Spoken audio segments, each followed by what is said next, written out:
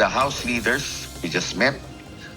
Committed kami sa leadership ni Speaker Bogie D, and we will be as one in our chamber to ensure that talagang itong maayos natin itong national budget.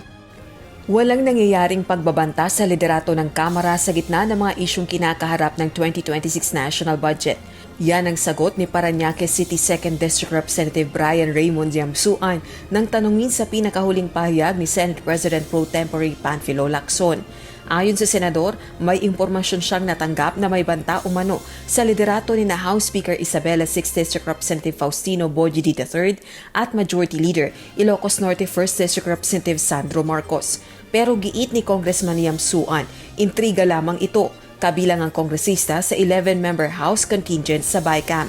Nangyayari lang naman ito mga intriga to because of the nangyayari sa budget. Pero at the end of the day, we are committed to the leadership of Speaker Bogie D. Wala naman kailangan i-deny kasi wala naman nangyayari. Dagdag pa nito, nagpulong ang party leaders dito sa Kamara at nagbigay ng direktiba si Speaker D. III kaugnay ng 2026 national budget. We just finished our party leaders meeting in the House, and we got specific instructions from the Speaker na to finish the budget as early as possible. Kumaga, wala ng delays. Yun ang binigay sa aming instruction, and ang sa atin naman dito, di ba, ang pinaglalaban natin talaga yung matuloy itong budget natin para hindi maapektuhan yung ekonomiya natin. Ayon din sa mambabatas, handa ang House contingent na makipag-usap at makipagnegosasyon in public sa kanilang Senate counterpart para matapos ang 2026 budget.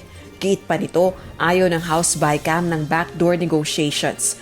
Isang araw na ipinagpaliban ng BICAM meeting batay sa dahilan ni Senate Finance Committee Chairperson Sherwin Gatchalian na matalakay ang pakiusap ng Department of Public Works and Highways o DPWH na ibalik ang 45 billion pesos na halaga ng ibinawas ng Senado sa 2026 agency budget sa pangambang maaapektuhan ang implementasyon ng mga programang pang-infrastruktura sa iba't ibang parte ng bansa. Rosalie Coz, UNTV News and Rescue. Diyos ang aming sandigan, serbisyo publiko ang aming pinahahalagahan.